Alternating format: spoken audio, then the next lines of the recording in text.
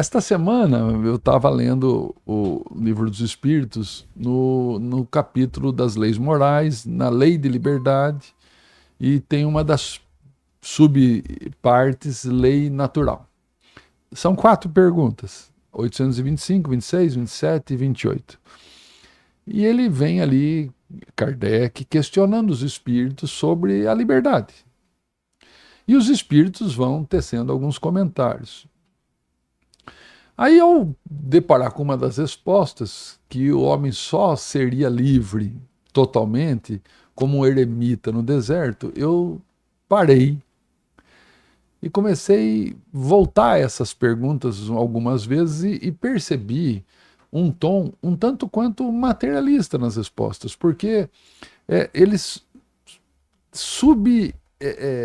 classificavam ou não colocavam em questão a presença espiritual da liberdade, porque nós, além da cultura que nos influencia, nós temos os espíritos que estão conosco todo o tempo.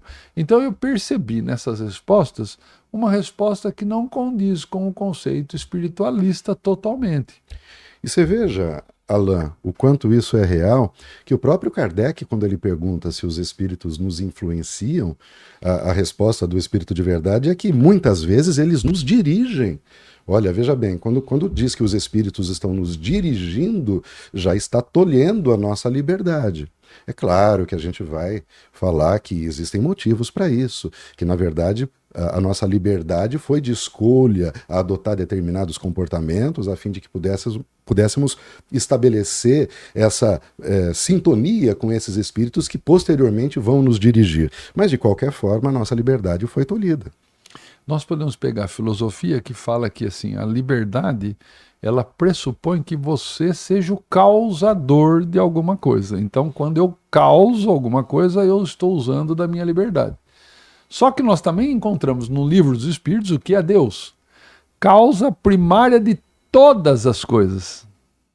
Se Deus é causa primária de todas as coisas, eu já sou causado, eu já não sou mais causa. Então, eu talvez não seja nunca livre, porque eu sou fruto de Deus na Terra. Nesses termos, Deus seria o único ser, se assim podemos dizer, como Deus, né, como um ser, Deus seria o único ser totalmente livre.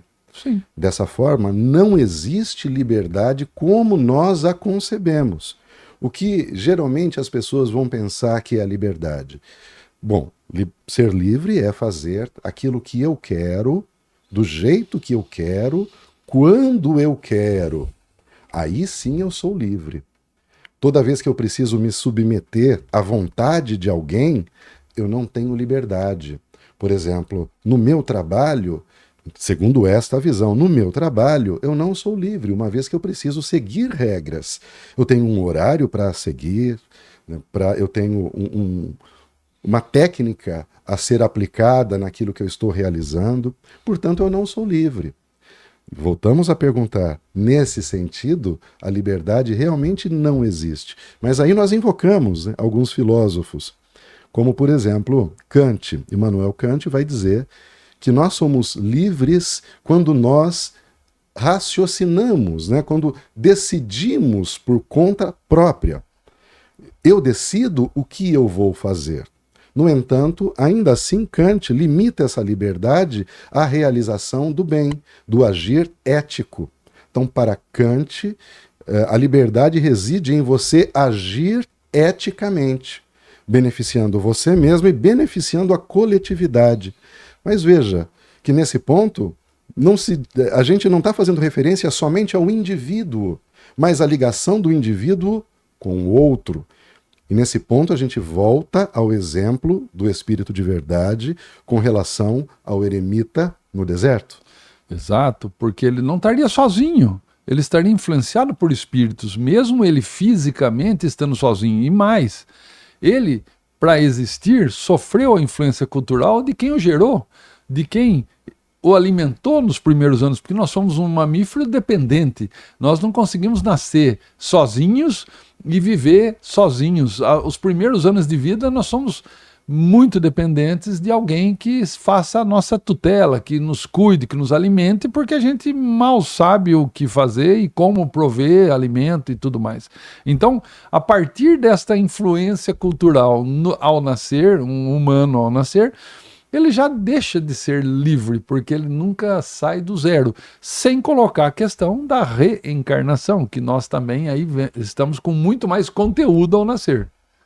E além da família, Alain, que você mencionou, porque a família para a sociologia é uma instituição social. Okay. O que é uma instituição social? É uma estrutura formada que tem o objetivo de preparar as pessoas para que elas sejam introduzidas dentro de um grupo social. Então a família faz isso, como você disse. A visão de mundo que o indivíduo tem, ele vai recebendo da mamãe, do papai, ou dos seus faz cuidadores. A paternagem, a maternagem, exatamente, como a gente fala na psicanálise. Seja quem for ali, mas é daquele grupo primordial. Mas agora eu quero acrescentar que além da família, depois vem outras instituições sociais, né, que também ajudam, vão continuar esse processo de moldagem. Vamos dizer que esse eremita foi para o deserto com o quê? Com 20 anos de idade. Talvez ele tenha frequentado a escola. Talvez não, mas talvez ele tenha. Né? Não sabemos em que tempo foi esse também, mas as escolas existem já há séculos. Né? Qualquer tipo de escola, não necessariamente a formal como a gente conhece hoje. Né? Então, ele foi para a escola. Na escola ele teve aprendizado também, ele aprendeu sobre hierarquia, ele aprendeu sobre horário, responsabilidade.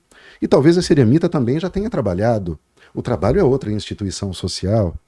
Né? Esse eremita viveu dentro de uma sociedade que tinha regras, também são instituições sociais, ou seja, ele já estava formado. Portanto, a liberdade de escolha de tudo aquilo que ele era não foi dele, foi imposta, foi externa. Como vai dizer Durkheim, né, são fatos sociais que são impostos, são genéricos, valem para todos dentro daquela sociedade. E às vezes ele até se transformou em eremita para fugir dessa sociedade, para tentar sair dela. Influenciado por ela. Mas né? influenciado por ela. Então, realmente, eu vejo nessas respostas muito de materialismo, muito pouco de espiritualismo, porque eu até chego a entender o que o espírito quis dizer. Ele falou que a liberdade ela só existia se eu não tivesse influência de outrem. Mas não é possível no espiritismo a gente imaginar não ter influência de outro, como a gente já explicou. E não só influência, mas ele fala sobre dependência. Ou seja, nós, numa sociedade, somos interdependentes. O que é ser interdependente? Eu dependo de você, em certa medida, você depende de mim. Então, diferente de uma comunidade onde os laços são muito próximos, as pessoas se conhecem, todas elas, você conhece a mãe do fulano, o irmão do ciclano, moram na redondeza. Uma sociedade é algo muito mais amplo. Você tem relação social com pessoas que você não conhece. Algumas relações são diretas, talvez um colega de trabalho, mas você tem relações indiretas. O menino que recolhe o nosso lixo na frente de casa, nós não sabemos o nome dele, de onde ele veio, onde ele mora, o que ele faz, mas dependemos muito do trabalho dele. Certa vez minha filha devia estar com uns 5, 6 anos e a gente sentou para almoçar. E vamos imaginar que era arroz, feijão, uma carninha ali qualquer, não sei qual animal ali, uma saladinha, que é mais ou menos o básico de todo mundo aí no mundo aí, no Brasil pelo menos, o se alimentar. No dia a dia, No dia a dia. Aí nós sentamos ali, eu falei para ela assim, nossa filha, como a gente tem que agradecer a nossa refeição. Aí ela falou, é verdade, obrigado mamãe, porque a minha esposa que tinha feito o almoço pra gente, né? Falei, sim, a mamãe é a nossa primeira a ser agradecida, porque ela que elaborou esse mantimento e que a gente aprecia que está aqui na mesa. Mas você entende que pro feijão chegar aqui, inúmeras pessoas trabalharam nele? Teve a pessoa que preparou a semente, teve a pessoa que preparou o solo, teve a pessoa que cuidou durante o plantio, durante todo o processo de crescimento, a colheita, o invase, a limpeza, o transporte, o mercado que comprou, a mamãe foi lá e comprou. Para a mamãe comprar, nós precisamos produzir dinheiro, então o papai e a mamãe trabalham, vai produzir dinheiro. Para produzir dinheiro, eu preciso trabalhar com alguma coisa para alguém, ou vender alguma coisa para alguém, e para isso eu preciso de outros que fabriquem, que produzam. Então veja que essa interdependência, para resumir, só para ilustrar, ela é muito maior do que a gente imagina. Ela é imensa. Nem o estar aqui, eu e você agora falando sobre isso, é livre. Nós estamos aqui porque queremos estar aqui. Mas esse querer vem da onde? Eu preciso que você esteja aqui para que eu esteja aqui também. Você precisa que eu esteja aqui para que você esteja aqui também. Somos interdependentes. Nós dois precisamos aqui do Chiquinho, que está aqui do lado, cuidando da técnica, porque senão não teria ninguém para gravar o que a gente está fazendo aqui. Ou seja, essa é uma visão muito bonita, mas não romantizada. É uma visão concreta da vida, da nossa sociedade. É concreta. Então, toda vez que eu quero sair desse ciclo, como por exemplo o eremita, é uma atitude extremamente egoísta. Porque o ser humano aprende socialmente. Portanto, nós evoluímos socialmente. Toda vez que eu quero sair dessa corrente, dessa ligação, do contato social, desse contato social, é uma forma de egoísmo. É imaginar que eu não preciso dos outros, que eu sou autossuficiente. É diferente autonomia de independência. Alain, eu posso ser autônomo no sentido de Kant, que eu falei agora, ou seja, de eu ter a liberdade de decidir o que eu quero fazer, baseado em princípios éticos que beneficiem a coletividade, porque uma vida coletiva é uma boa vida. Viver sozinho não é bom. Desde os primórdios, os homens, os seres humanos se reuniam em agrupamentos para se protegerem mutuamente contra animais, predadores, coisas assim. Se proteger até do frio, um encostando no outro. Exatamente. Né? Schopenhauer tem lá o dilema do porco-espinho, né? A história que ele... vem de Platão, né? Vem de Platão? Vem de Platão essa história. Eu lembro de Schopenhauer, que traz isso. Acho que ele tem um livro sobre isso. Tem, né? Mas sobre é de Platão. Fala das dificuldades que é o dilema do porco-espinho, para quem não conhece, trata das dificuldades que é viver junto. Você tem os seus espinhos, você tem o seu comportamento que às vezes fere os outros, mas ainda assim é preciso decidir em certa medida. Convém levar uma ferroada de vez em quando, ferroar alguém mesmo sem querer de vez em quando, ou convém se afastar de todos e aí correr o risco de morrer de verdade. Essa liberdade é possível? É necessária? São perguntas que a gente tem que pensar no dia a dia, né? Eu acredito que a liberdade não é possível, plena. Não é possível. Só aí você pode conceber um mundo assim fantástico, onde todos gozariam de liberdade, de pensar, de agir. Mas todos deveriam ainda, para isso e ter harmonia, seguir uma certa ordem social. Eu poderia... tem aquela máxima, né? Que a minha liberdade vai até onde eu interfiro na liberdade do outro. Então, eu tenho um vizinho que eu acho que ele tem uma certa compulsão em reforma. Eu moro num prédio, né?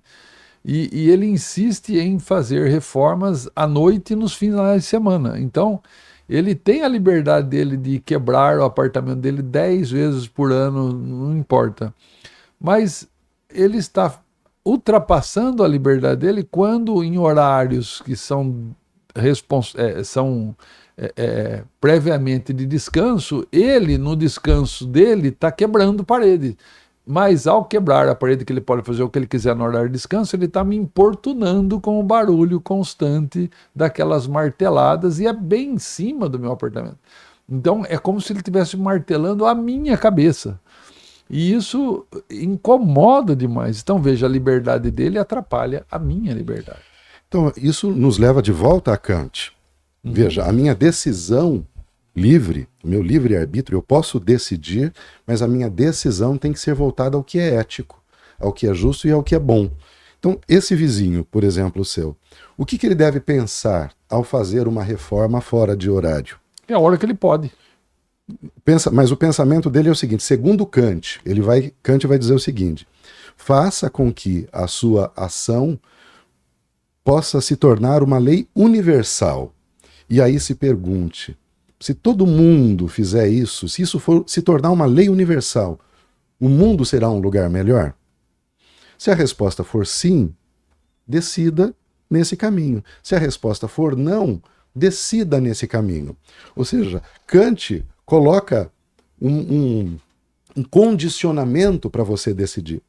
Imagina se todo mundo resolver fazer reforma a hora que quiser, sem respeitar a legislação prévia a respeito disso. O mundo será um lugar melhor? Eu acredito que não. De forma alguma. Vai me incomodar demais. Vai ser o caos, realmente. Então não faça. Portanto, segundo Kant, a atitude dele é antiética. Mas ele teve liberdade para escolher? Para Kant, a liberdade verdadeira é a liberdade da escolha do bem. Tá? E aí a gente avança para Santo Agostinho.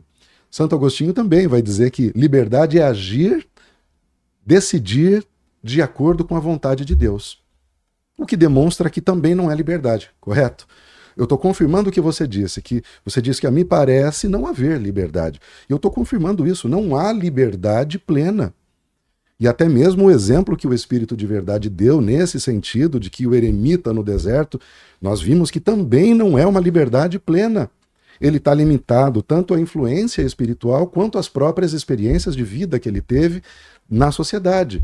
Ou seja, nós só podemos, aí a gente vai para Sartre, né? A gente, enquanto o existencialismo vai dizer que nós somos tudo aquilo que nós vivemos. Nós nos construímos do zero, nós não somos nada. É uma visão que não é espiritualista, é claro. Nós espíritas acreditamos que já trazemos conosco uma carga de experiências que vão se revelando de acordo com a nossa necessidade durante a vida, durante os anos que a gente está encarnado aqui na Terra. Mas para Sartre não, nós nascemos como uma folha em branco totalmente e vamos nos construindo a partir das nossas experiências. E aí, para Sartre, você está condenado a ser livre. A liberdade é uma condenação ao ser humano. Você é totalmente livre para Sartre. Só que ele vai falar sobre a angústia da escolha.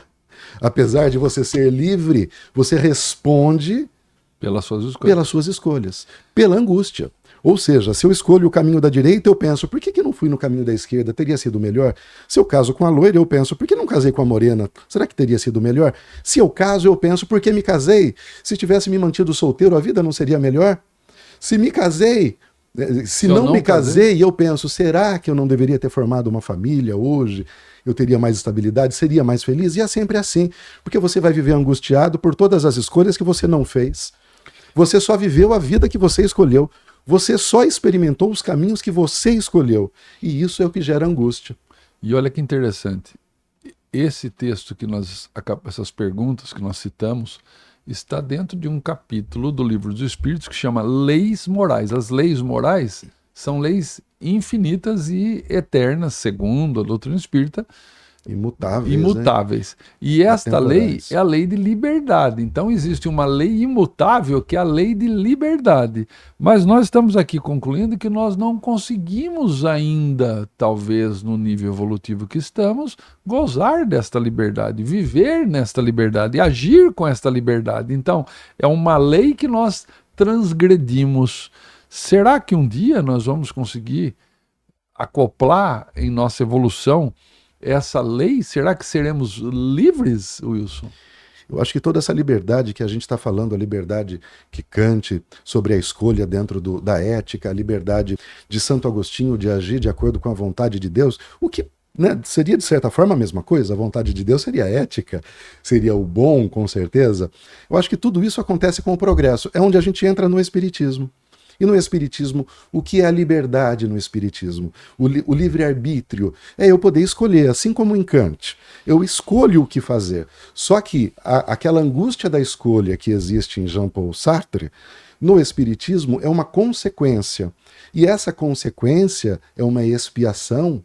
Essa expiação é o que nos conduz à evolução espiritual, para que, cada vez mais evoluídos, nós tenhamos condições de exercitarmos mais ainda essa liberdade, mais de acordo com a vontade de Deus. O que nos leva à pergunta: um espírito altamente evoluído, vamos citar aqui Jesus, poderia fazer o mal? Poderia, em termos de poder? Sim. Poderia. Mas por que não faz? Porque tem a liberdade de escolher. E escolhe o bem. Não fazer. Escolhe o bem. O mal, escolhe fazer o bem. Escolhe fazer o bem. Ou seja, é sempre isso. Mas ele tem poder em suas mãos? Ele tem, ele pode fazer. Mas ele não faz, porque ele se desenvolveu tanto que aquilo deixa inclusive de ser uma opção. Ele nem vê a opção do mal. Ele para de pensar que aquilo é uma para possibilidade. De pensar, né? Exatamente. Ele não pensa se ele vai reformar. Se Jesus morasse no apartamento ao lado do seu, ele não pensaria na possibilidade de incomodar você. Isso não seria nenhuma possibilidade para ele. Você sabe que é questão de educação mesmo. Eu tenho um amigo que ele foi trabalhar, não lembro em qual país na Europa, e lá uma empresa muito grande, que era uma filial daqui, não lembro qual é a empresa, e tinha um estacionamento gigante para todos os funcionários ali chegar. E quando ele chegou no primeiro dia, ele viu que todos os carros que estavam lá estavam distantes do prédio que ele ia trabalhar. Em volta do prédio tinha muito espaço vazio. Ele foi e parou logo bem na porta da onde ele ia descer. E aí, tinha liberdade para isso. Ele tinha liberdade, tinha estava um ali, monte de vaga. Né? Ele falou, vou parar aqui, eu vou, né? Daí um dos colegas que estava chegando falou assim, opa, por que você está parando aí? Falou, mas aqui não é uma vaga? Sim, mas nós que chegamos antes da hora vamos parando mais longe, porque quem chega mais em cima da hora chega mais perto da porta com menos risco de perder hora. Então, preserve as vagas mais próximas da porta para aqueles que chegam por último. O que é um pensamento coletivo, né? Pensamento coletivo. Mas é uma questão de educação. O que me faz lembrar rapidamente daquele caso do Catraca Livre, que deu origem àquele grupo Catraca Livre, que, se eu não me engano, é Suécia, eu não tenho certeza, mas é num desses países nórdicos, com alto desenvolvimento humano, altos índices de desenvolvimento humano. Um brasileiro foi visitar e lá ele foi conhecer uma estação de metrô. E ele percebeu que tinha todas as cancelas ali para passar, né, para entrar na estação, para pegar o metrô, e tinha uma que era aberta, que era livre, que a pessoa podia passar quando quisesse. E ele perguntou, mas por que aquela catraca ali, ela é aberta? E o morador explicou para ele, falou, não, porque lá é quando a pessoa, se porventura não tiver dinheiro, tiver acontecido alguma coisa, ela pode passar por lá. E ele imediatamente perguntou, mas por que os outros não passam por lá também? E o cidadão olhou para ele com uma cara de surpresa, falou assim, mas por que eles fariam isso? Quer dizer, ele não consegue conceber uma aquela malandragem, possibilidade, né? A malandragem não está... Exato, ele nem via aquilo como uma opção. Se eu tenho o recurso no meu bolso... Por que eu vou fazer aquilo? Por que eu não vou contribuir com o recurso aqui para manter esse serviço que me é oferecido? Por que eu faria isso? Para ele não é mais uma opção. Não é uma opção, que é o que você falou sobre a questão da educação. Alan, eu vou trazer um último pensador, que é Karl Marx. Ele vai falar sobre a liberdade com base em outros parâmetros, em outros pontos. Ele vai falar sobre a liberdade sendo limitada pelas condições materiais. Então, Marx é o filósofo materialista, ou seja, que diz que a nossa consciência é formada pelas nossas condições materiais de vivência, e que eu não nego, em grande parte é de fato, mas não somente. O erro é atribuir somente à matéria a nossa formação da consciência, mas que a matéria também tem uma grande influência, tem. Se não tivesse, nós não reencarnaríamos. Não seria necessário reencarnar, ou seja, existem experiências materiais necessárias, e Marx vai mostrar como essa materialidade influencia o ser humano. Inclusive, os espíritos falam que a gente só evolui na encarnação. A gente até aprende desencarnado, a gente participa de aulas, acompanha processos, mas a gente só realmente incorpora uma evolução enquanto encarnado. Então, a gente precisa da matéria para evoluir o espírito. Olha que interessante, né? Pois é. E aqui, quando a gente traz a citação de vários pensadores, são teorias. São teorias. Teorias são como lentes. Pensa bem, eu vou vestir as lentes de Jean-Paul Sartre para olhar para uma realidade. Agora eu vou tirar essas lentes, eu vou vestir as lentes de Kant para olhar para uma realidade. Eu vou tirar essas lentes, vou vestir as lentes de Marx para olhar para uma realidade. Vou vestir as lentes de Kardec para olhar para uma realidade. E é isso que o Espiritismo, em sua essência, propõe, que o Espiritismo possa dialogar com outros pensadores e, a partir desse diálogo, chegar a novas conclusões, poder encontrar caminhos para a felicidade, para a paz na Terra. E Marx vai dizer exatamente isso, que as condições materiais nos limitam as nossas escolhas. Ou seja, será que eu trabalho no que eu quero? Será que eu faço o que eu quero? Será que eu me realizo como ser humano em todas as minhas potencialidades, com base nas condições que eu tenho? Será que, se eu tivesse condições estruturais diferentes, eu não teria sido uma pessoa diferente? Então, essa é uma pergunta que nós temos que fazer. Será que, se todas as pessoas tivessem as mesmas condições estruturais, a vida em sociedade não seria outra? Será que o filho do gari, o filho do faxineiro, o filho do operário, se ele estudasse na mesma escola que o filho do diretor da Caterpillar, tendo o mesmo professor, os mesmos materiais, será que a sociedade seria diferente? É uma pergunta que nós temos que fazer. Não sabemos a resposta, mas teremos que pensar. E só como um último comentário, isso que me veio à mente agora, é assim, vejam que nós estamos fazendo uma crítica à resposta dos espíritos às perguntas elaboradas por Kardec no Livro dos Espíritos. E também isso a gente precisa pensar. Para o espírita, a obra publicada de Kardec, ela não é sagrada.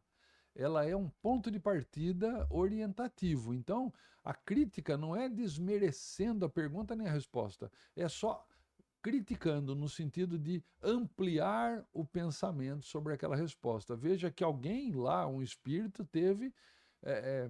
naquele momento, uma concepção de mundo há 160, 170 anos atrás e respondeu daquela maneira.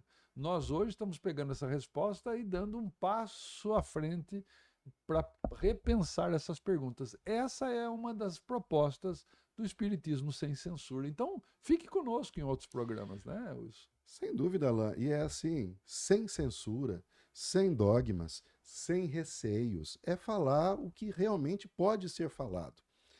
E você, né, que está nos acompanhando, você pode também deixar o seu comentário ali, a sua opinião sobre o que a gente está falando. Falamos de liberdade, Alain? E só para encerrar aqui, esse conceito de liberdade é muito trazido à tona na atualidade, sobretudo quando a gente fala agora sobre a regulamentação de certas áreas da atividade humana, de certas atividades econômicas, né, de certas atividades tecnológicas hoje que também são econômicas, por exemplo, as redes sociais. Será que, depois de toda essa nossa discussão, nós podemos concluir que não existe liberdade plena, nem mesmo ao eremita no deserto? Por que, então, nós deveríamos defender que houvesse um setor atuando no mercado, como as redes sociais, que não sejam regulamentadas, em que você possa exercer uma suposta liberdade inexistente de falar o que você quiser, da maneira como você quiser, sem responder por isso, ou sem que as próprias redes sociais respondam por isso? É uma coisa a se pensar. Então a gente deixa essa provocação. Se não existe liberdade, existe algum campo humano, da atividade humana, que deva ser totalmente livre ou deve ser regulamentado em prol da coletividade? Ou seja, quando você regula, organiza, define regras de convivência, você melhora a convivência coletiva. Você diminui os direitos individuais em benefício da boa vida em coletividade. É isso, meu querido. Muito obrigado, meu amigo. Até o nosso próximo encontro.